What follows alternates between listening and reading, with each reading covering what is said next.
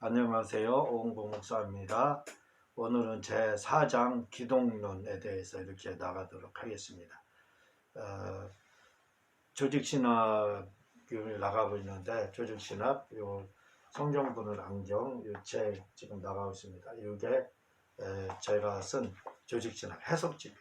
조직신학은 너무 복잡하게 써 있어서 마치 봐도 보면 안 된다 라는 것처럼 그렇게 썼어요. 그래서 제가 봐야 될 거다. 그래서 꼭 봐야 된다 해서 조직신학 해석집을 이렇게 제가 낸 겁니다. 이게 조직신학 해석집이에요. 아주 쉽게 잘 되어 있으니까 참고해 주시기 바랍니다. 조직신학은 제 7편으로 되어 있는데, 제 1편은 30, 그 종교와 계시와 성경에 대해서 되어 있고, 제 2편은 하나님의 신론, 하나님의 존재와 사역을 다루고 있죠. 그래서 존재는 본질과 명칭과 속성과 삼위일체를 다루고 있고, 그 다음 사역은 작정과 예정과 창조, 섭리 이렇게 다루고 있습니다. 그리고 인간론은 원시 상태에 있는 인간, 즉 행위 언약 가운데 있는 인간, 두 번째 재해 상태에 있는 인간, 구속 언약을 말하고 있고, 세우스 3장 은혜 언약 가운데 있는 안에 있는 인간 이렇게 다뤘습니다. 그리고 제 4장은 오늘 이렇게 나가게 되고, 제 5장은 제 4장은 기독론이죠. 예수님에 대해서. 제 5장은 이제 구원론, 성령론에 해당하고, 제 6장은 이제 교회에 대해서, 그리고 은혜 방편에 대해서 이렇게 다루고, 제 7장은 개인의 종말, 또 인류의 종말, 지구의 종말, 이런 종말론을 다루고 있습니다.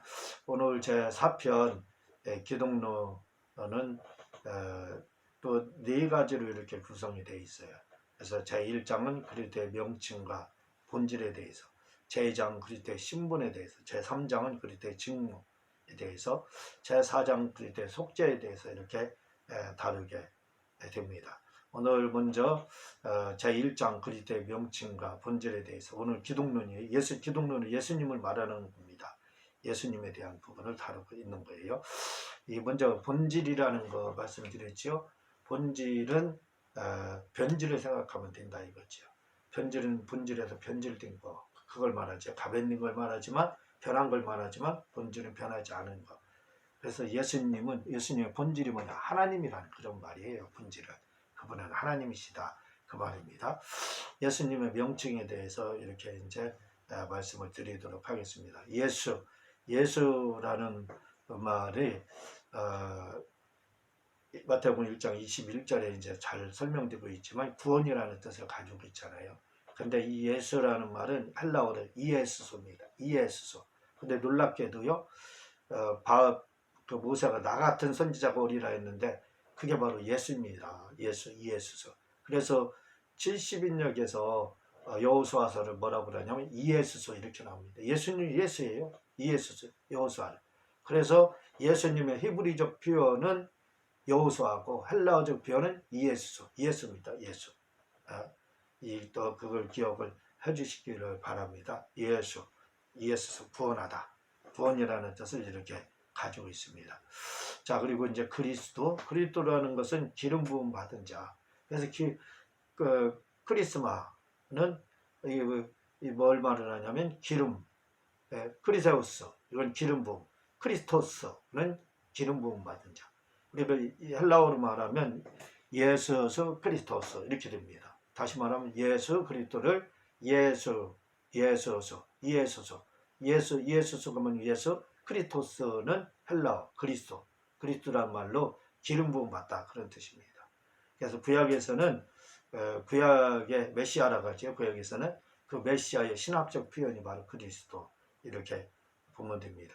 근데 이 그리스도라는 말이 요세비우스 교회사의 책을 보게 되면 이 구약에는 그리스도가 많다는 거예요. 왜? 기름 부음 받은 자라는 뜻이거든요. 그래서 기름 부음 받은 자가 많지 않습니까? 왕, 제사장, 선지자 있잖아요. 그런데 이들이 또 죽었어요. 그럼 또 기름 부음 받았잖아요.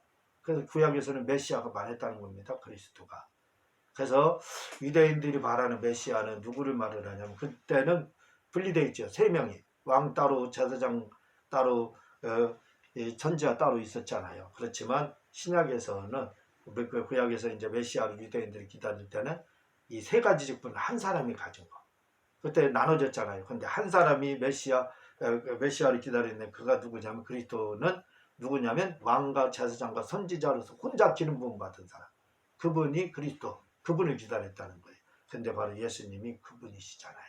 혼자 이 세 가지 직분을 감당하시지 않습니까? 그리고 기름 부음 받았잖아요. 그래서 예수님을 그리스도라고 하는 겁니다. 인자라는 말은 세 번째 인자가 나오는데 다니엘서 7장 13절에 이제 근거해서 인자라는 말이 나와서 신약에 많이 나오는데 사도행전 7장 56절에 보면 말하되 보라 하늘이 열리고 인자가 하나님 우편에 서신 것을 보리라 이렇게 이야기하고 있잖아요. 스테반이 본 걸 말을 하는데 인자가 예수님을 말을 하는 거예요. 인자라는 말은 헬라어로 히오스, 안드로포스 히오스 이렇게 해서 사람의 아들 이런 뜻을 가지고 있습니다. 이 사람이라는 뜻의 헬라어는 우위를 바라보는 존재. 동물 중에 유일하게 우위를 바라보지 못하는 존재가 있는 돼지라는 거예요. 그래서 우위를 바라본다는 건 하나님을 바라보거든요. 하나님을 바라보는 존재가 사람으로 창조받은 거예요. 그래서 하나님을 바라보지 못하는 존재는 다 뭐예요? 돼지 같은. 그러니까 예수님 안 믿는 사람들은 성경에서는 돼지라고 이야기하는 거예요. 돼지 같은 자. 왜? 우위를 하나님을 안 바라본다 이거죠.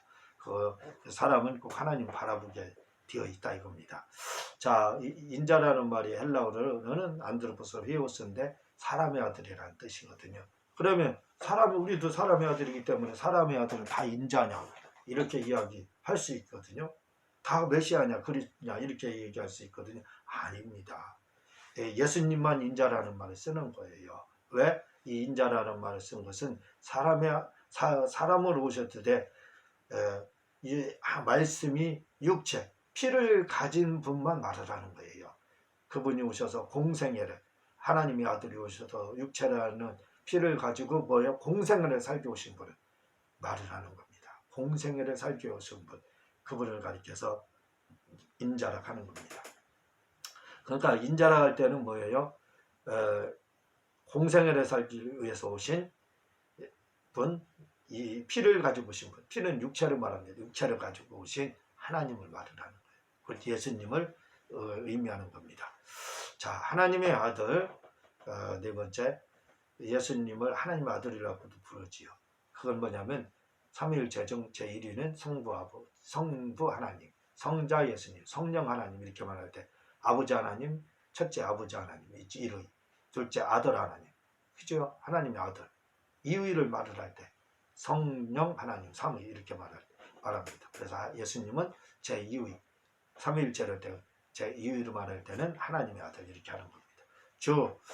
이 구약에서는 아도나이 이렇게 되어 있습니다. 아도나이 이렇게 되어 있는데 신약에서는 키리오스로 이렇게 불러지게 됩니다. 이 키리오스는 소유주, 주인, 선생님 이런 뜻을 가지고 있는데 임금주로서 임금을 왕을 말을 하고 있습니다. 왕. 그러니까 우리가 주님 할 때 이 주님이라 하시는 이 주님은 누구냐?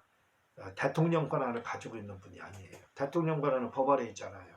법 앞에 심판도 받지 않습니까? 그렇지만 왕은 뭐예요? 법을 초월해서 법 위에 군림합니다. 그래서 짐이 곧 법이다. 이런 말이 있잖아요. 그러니까 여기서 주님이라고 할 때는 주라는 것은 우주 위에 계신 만왕의 왕, 그 만왕의 주, 그분을 주님을 의미하는 말로 이렇게 쓰이고 있는 겁니다. 자, 그리스도의 본성에 대해서 말씀을 드리도록 하겠습니다. 이 그리스도의 본성이라는 것은 뭐냐면 예수님은 신인 양성을 가진 분이라는 거예요. 신인 양성. 이걸 삼위일체와 더불어 아주 신비한 거라고 이렇게 풀리지 않는 신비로 하는데 풀리지 않는 쉽지요. 삼위일체가 쉽게 말했잖아요. 그 마찬가지로 이것도 쉽습니다. 왜냐하면 그분 간단해요. 신인 양성이 가지고 오셨다 이 말은 뭐냐면 신이고 100% 신이고 100% 인간이라는 뜻이에요. 100%. 예수님 100% 하나님이시잖아요. 말씀으로 계시던 그 하나님 100% 본질적으로 100% 하나님이셨잖아요. 그러니까 100% 하나님이시고 그게 신인 양성이에요. 그리고 또 사람의 아들로 오셔서 사람이잖아요. 그래서 100% 사람이라 이겁니다. 그래서 예수님은 100% 사람이고 100% 하나님으로 오셨다. 하나님이신 분이었다. 이렇게 이야기를 하고 있습니다. 예수님이 본질적 사람이시기 때문에 그분은 배가 고프면 먹을 것을 찾고 또 대소면도 봐야 되고 그렇게 했습니다. 주무시기도 하고 하셨어요. 왜? 사람이기 때문에 본질적으로 사람이기 때문에 그렇습니다. 자, 그렇지만 예수님은 한 가지 사람이지만 본질적으로 사람 100%이지만 다른 거 있어요. 속성은 사람의 속성을 가지고 있지 않았어요. 속성은 하나님의 속성을 가지고 있었다는 거. 이게 중요합니다. 예수님은 본질적으로 하나님이시죠. 속성도 하나님이시죠. 그리고 100% 사람이죠. 그러나 속성만은 사람의 속성을 가지고 있지 않았어요. 하나님의 100% 속성을 이렇게 가지고 있었습니다. 우리가 그 사람을 가리켜서 사륵스라고 하거든요. 육체를요. 이게 뭐냐면 제 속성을 가지고 있는 사람, 제 성품을 성격을 가지고 있는 인간 이런 뜻이거든요. 근데 이 죄를 그래서 사람은 누구나 져요. 왜? 속성이 그러기 때문에. 근데 예수님은 사람의 속성은 없었다 이거죠. 사람의 속성은. 그래서 그분은 사람의 속성, 그 성품 그게 없었기 때문에 그분은 성욕을 느끼지 않았습니다.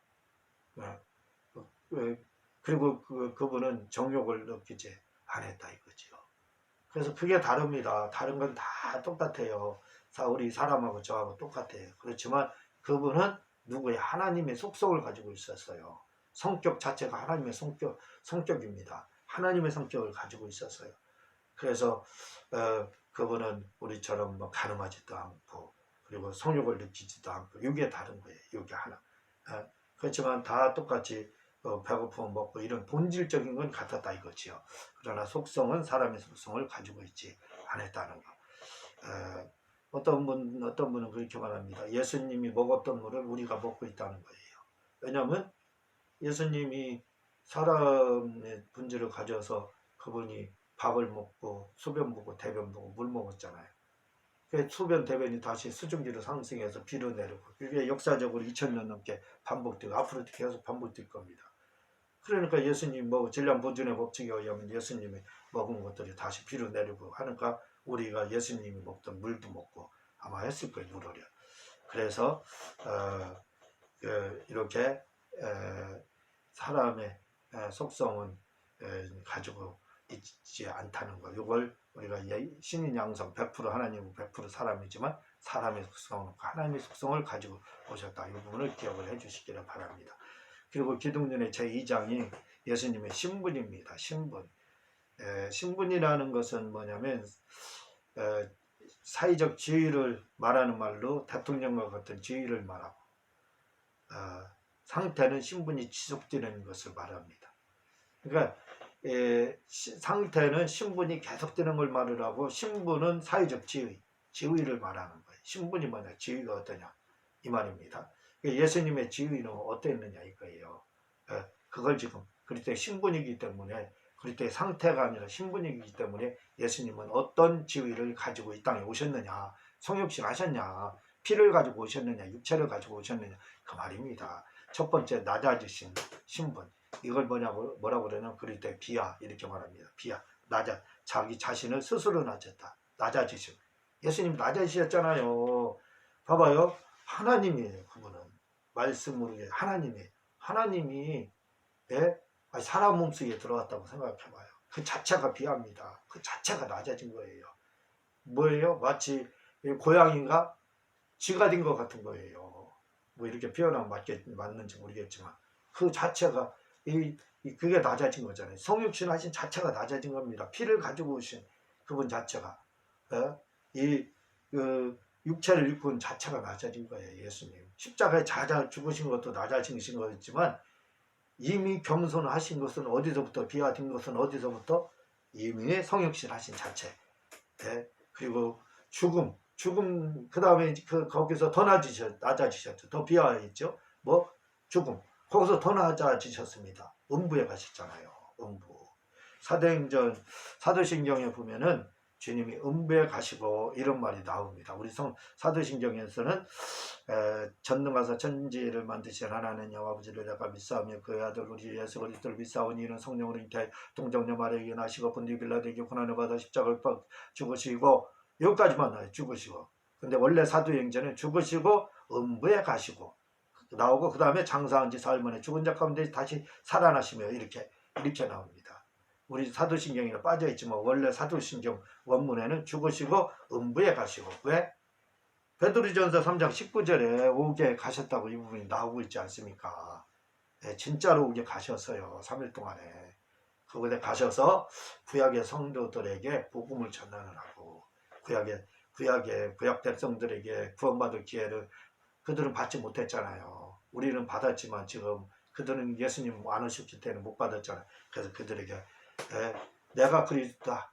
한 번 더 기회를 그들에게는 죽은 후에 그 구약 사람들에게는 구약 예수님 오시기 전까지 사람들에게는 죽은 후에 기회가 한 번 있었어요. 그러나 지금은 죽음의 기회가 없습니다. 이미 예수님 오셔서 복음이 전해지기 때문에. 그러나 그때는 없어서 그 옥에 가셔서 이렇게 구약 성도들, 구약 예수님 오시기 전 사람들에게 복음을 이렇게 전했던 겁니다. 그래서 예수님이 체벌에 낮아지신 것을 음부 가신 거. 베드로전서 3장 19절에 나오고 있습니다. 이제 승기, 두 번째 승기 높아짐이에요. 높아짐. 예수님의 승기 높아지신 건 뭐예요? 부활이죠. 더 높아지신 건 살아난 거. 살아난 게 부활이 승기 높아지신 거죠. 40일 동안 이 땅에 계셨어요. 그리고 승천하셨잖아요. 더 높여주신 겁니다. 더 승기한 거예요. 더 높아지신 거예요. 예? 하나님의 아들이 사람의 모습을 아주 오셨다가 낮아지셨죠. 고양이가 쥐처럼 됐다가 다시 호랑이로다 말하자면 호랑이도 고양이가 아니까 호랑이로 부활하셨다가 호랑이로 승천하신 그렇게 높아지셨다 이 보면 될 겁니다. 예수님은 이 땅에 계실 때 왕과 자손과 선지자로 계셨다고 했지요. 그런데 보좌 우편에 앉으신 후에도 역시 선지자 역할을 성령으로 감당하고 있습니다. 성령께서 우리에게 말씀도 주고 하잖아요. 깨우침도 주고 선지자 역할이죠. 지금도 그 역할을 성령으로 하시고 계시고 또 중보기도 하시잖아요. 선지자는 하나님 편에서 말씀을 전하는 자, 제사장은 사람 편에서 하나님께 죄를 구하고 하나님을 달래는 자. 그 역할을 이제 왕은 목자로서 역할을 하잖아요. 그런데 지금도 그 일을 보좌 우편에서 하신다는 거예요. 성령으로 선지자 역할, 또 제사장의 역할을 중보기도로 하심으로 하고 계시다. 또 왕의 역할은 에베소 1장 20절 21절에 보면은 정사와 권세와 능력의 주관자로 역사를 지금도 하고 계셔요. 지금 만왕왕으로 이렇게 하고 계신다 이거죠. 이게 예수님의 높아지십니다. 이게 성기예요. 그 일을 지금 하고 있습니다. 제3장 그리스도의 직분과 직무. 자, 이 부분을 잘 기억을 해야 됩니다. 그리스도의 직무는 직분과 직임을 말하거든요. 예수님은 신분으로는 본질적인 하나님이에요. 하나님. 우리가 예수 그리스도, 예수 크리스토스 이 말이라 그랬죠. 예수라는 말을 사람들이 아이들 이름으로 알아요. 사람 인성이에요. 사람으로 오셨기 때문에 그때 부어진 이름이라 예수라는 이름이 사람의 이름으로 알고 그리스도는 하나님의 이름으로 알아요. 그게 아닙니다. 정반대라는 거예요. 예수라는 말이 하나님의 본 이름이에요. 여호와는 하나님의 호입니다. 백범 김구할 때 김구는 본 이름, 백범은 호잖아요. 여호와라는 말은 호고 본 이름은 김구와 같은 그 이름이 누구냐? 예수님이에요. 예수님. 하나님의 이름이에요. 예수님이. 그러니까 예수는 아이들이 부르는 이름이고 여호와는 어른들이 부르는 이름으로 알고 있는데 잘못 알고 있는 거예요. 오히려 예수가 본 이름이고 여호와가 호라는 겁니다. 호. 본질적으로 하나님의 이름이 예수예요. 예수라는 거. 자, 그리고 그리스도라는 말은 뭐냐면 직분이에요. 직분. 기름 부음 받은 자. 기름 부음 받은 자가 뭐예요? 아까 제가 기름 부음 받은 자 구약에서 말했다고 했잖아요. 왕도 기름 부음 받았고 선지자도 기름 부음 받았고 제사장도 기름 부음 받았고 뭐예요? 제사장 직분, 왕의 직분. 이 직분은 말을 하고 있어요. 우리가 저홍복이죠. 저홍복은 신분이에요. 본질이라 이거죠. 신분. 근데 제가 오홍복인데 이름이 오홍복인데 뭐 본래 이름이죠. 그런데 오홍복이 오응복의 직분이 뭐냐? 목사잖아요. 목사. 그게 그리스도라는 뜻이에요. 목사가. 예?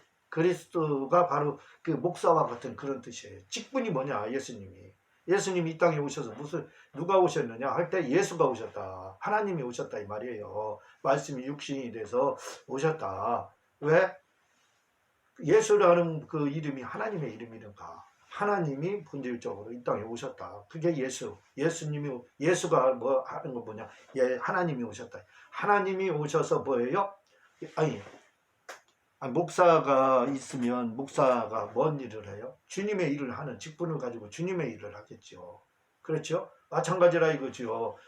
문재인이 대통령인데 문재인이 뭐예요? 대통령 일을 한다 이거죠. 문재인은 본질. 예? 예수와 같은 거지. 그리고 대통령은 뭐예요? 그리스도와 같은 거예요. 그러니까 예수님도 이 땅에 오셔서 그냥 놀러 오셨겠느냐 이거죠. 여행 목적 없이 오셨겠느냐 이거 아니라 이거죠. 오셔서 무슨 일? 그리스도의 일을 하기 위해서 오셨다 이겁니다. 그래서 그리스도가 직분이에요. 직분. 신분은 예수고 그리스도는 직분이고 본질은 예수고 그리고 그리스도는 직분이라 장로, 권사, 목사 뭐 이런 여러 가지 교회 직분이 있잖아요. 그런 직분입니다. 직분. 네? 예수님이 오셔서 직업이라는 뜻이에요. 그분이 무슨 직업을 가지고 있는 그리스도의 직업을 가지고 왕의 역할하고 제사장 역할하고 그리고 선지자 역할을 하셨다는 겁니다.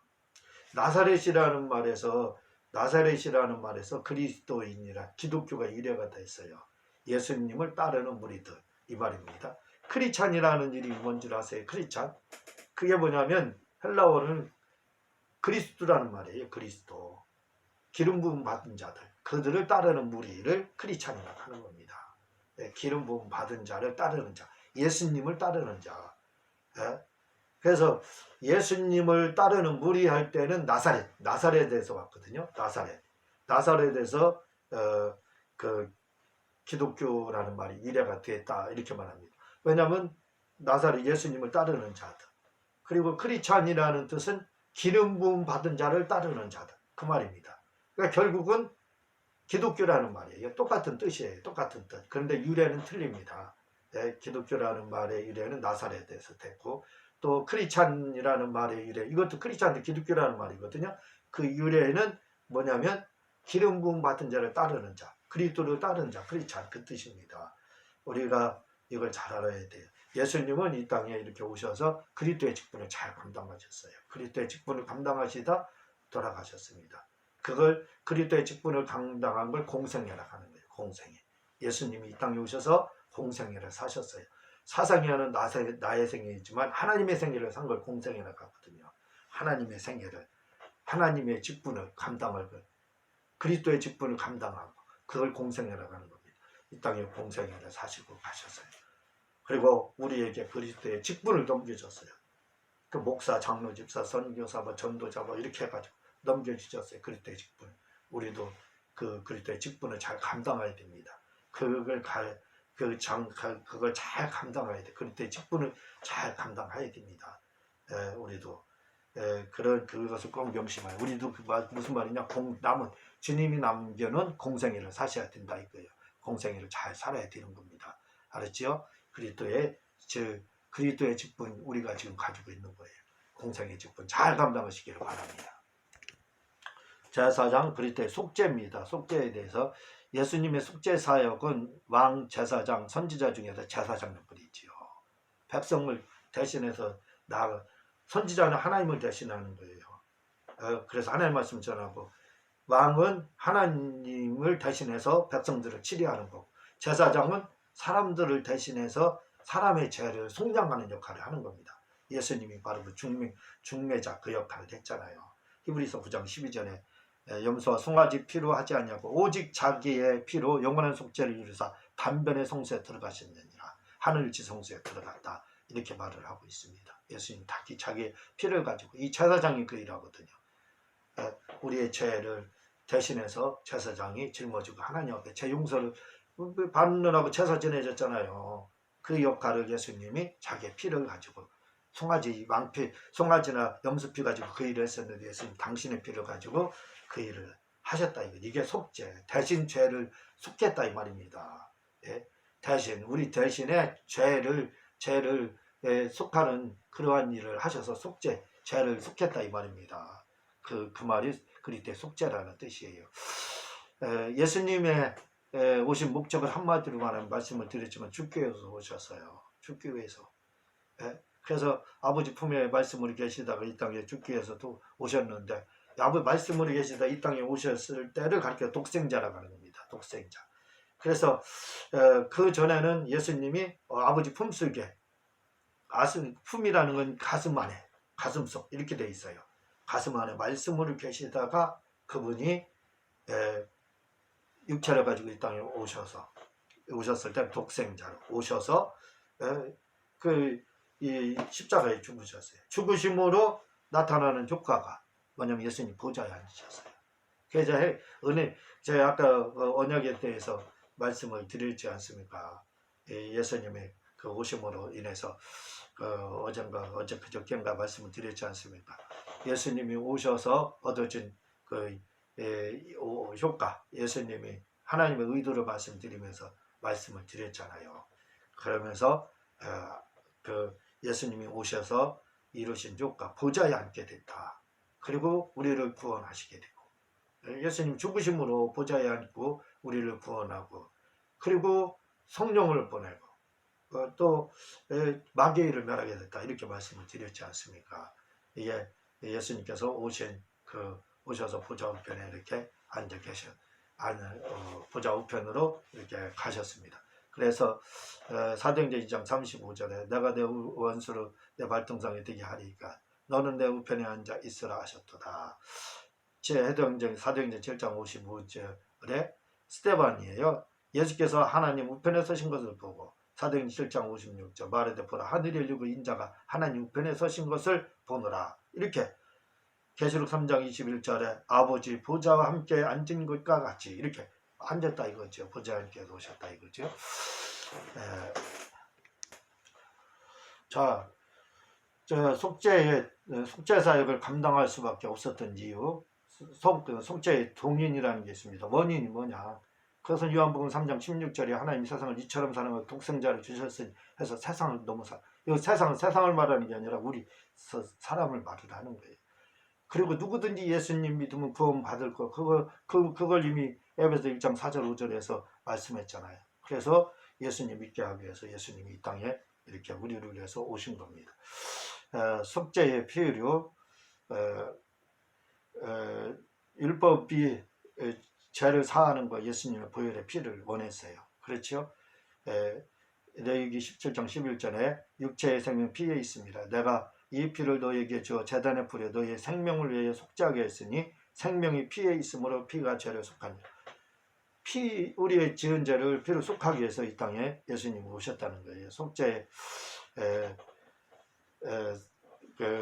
이제 속죄는 하나님을 만족을 시켰어요. 그래서 예수님이 속죄함으로 하나님 만족하셔서 사람이 아닌 하나님이 인간에게 돌아오셨다 그 말입니다. 그리고 또 속죄는 대리적 속죄, 우리를 대신해서 주님이 죽으셨다. 속죄는 그때 능동적이고 피동적인 순종을 그렇죠. 능동적으로 죽으시고 또 피동적으로 이렇게 주님이 죄 때문에 누명을 쓰고 요한복음 1장 29절 이튿날 요한 예수께서 자기에게 나오심을 보고 이르되 보라 세상 죄를 지고 가는 하나님의 어린 양이었다. 봐봐요. 죄인의 죄를 지고 누명 쓰고 죄인이 돼도 죽었다 이거죠. 이런 건 수동적이죠. 비동적인 예수님 스스로 이렇게 죽음의 길로 간 거, 인류를 구원하기 위해서 그건 수동적이고. 자, 속죄의 범위가 어디까지냐 이거지요. 칼빈주의 오대기를 튤립이라고 합니다. 첫 번째가 전적 타락, 이 원죄를 말을 하는 건데 이분들이 말하는 원죄는 좀 다릅니다. 그리고 또 제한적 무조건 선택 이게 뭐냐면 선택론 또 예정론이고, 그리고 제한적 속죄가 뭐냐면 속죄의 범위입니다. 속죄. 그리고 불가항력적 은총, 그 다음에 성도의 견인 이렇게 되어 있거든요. 먼저 설명을 드렸죠. 먼저 여기에서는 속죄이기 때문에 제한적 속죄에 대해서 말씀을 드릴게요. 속죄의 범위가 어디까지냐? 칼빈주의자들에게 있어서 속죄의 범위는 예수님이 사람이 인류가 100명이 있다. 그러면 선택된 자, 창세전에 선택돼서 예정된 자 구원받기로 그 사람들만 위해서 10명이 만약 그렇다 그러면 10명만 위해서 죽은 거예요. 100명을 위해서 죽은 게 아니라 10명만 위해서 죽었다는 거예요. 그래서 속죄의 범위가 제한되어 있다는 거예요. 인류가 아니라는 거예요. 예정된 자만을 위해서 죽었다는 거예요. 속죄의 범위가 그래서 제한적이다. 칼빈 교리 3대에 지금 3대 교리에 제한적 속죄에 걸려 있는 거예요. 그래서 그들은 그렇게 말하거든요. 그러나 우리는 예수님은 온 인류를 위해서 성경도 그렇고 죽으셨지요. 피 흘리셨지요. 그래서 그렇게 말하지만 칼빈에서는 그렇게 말하지 않습니다. 자, 성경에서 제한적 속죄는 요한일서가 여기에서 말을 하는데 5장 16절에 19절 보면 17절 보면 누구든지 형제가 사망에 이르지 아니한 죄 범하는 것을 보거든 그러면 사망에 이르지 아니하는 범죄자들을 저에게 생명을 주시리라. 사망에 이르는 자가 있으니 이에 대하여 나는 부활하지 않노라. 모든 불의가 죄로 돼 사망에 이르지 아니하는 자가 있도다. 이렇게 말해요. 죄 중에서 요한일서 5장 16, 17절에는 죄 중에서 사망에 이르는 자가 있고 사망에 이르지 않는 자가 있다는 거예요. 사망에 이르는 죄는 예수님의 보혈의 피가 적용이 안 된다는 겁니다. 에? 그러나 사망에 이르지 않는 자가 있다는 거예요. 사망에 이르지 않는 죄. 이제 사망에 이르는 죄는 뭐 그 불신앙, 성령 해방죄, 구범죄 이런 것들이죠. 고의적으로 청자부리 같이 죄 짓는 거 이런 죄, 하나님은 골탕 먹여보세요 하고 죄는 죄, 이런 건 사망에 이르는 죄, 용서받을 수 없다는 겁니다. 주님의 보혈의 피가 통하지 않는다는 거예요. 그러나 그거 외에는 사망에 이르지 않는다는 거예요.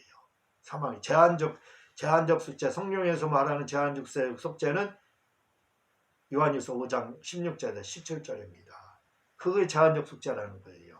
칼빈주의에서 말하는 제한적 속죄는 인류를 위해서가 아니라 예정된 10명만 위해서 100명이 있다면 10명만 위해서 그 주님이 십자가에 죽으셨다 이렇게 말하지만 성경에서 말하는 제한적 속죄는 모든 인류를 위해서 죽었지만 고범죄를 지은 죄, 불신앙, 믿지 않는 사람들, 고의적으로 막 성령 해방죄 지은 사람 이들의 죄는 속하지 않기로 하셨다는 거예요. 그 나머지 모든 죄는 다 속한다는 거예요.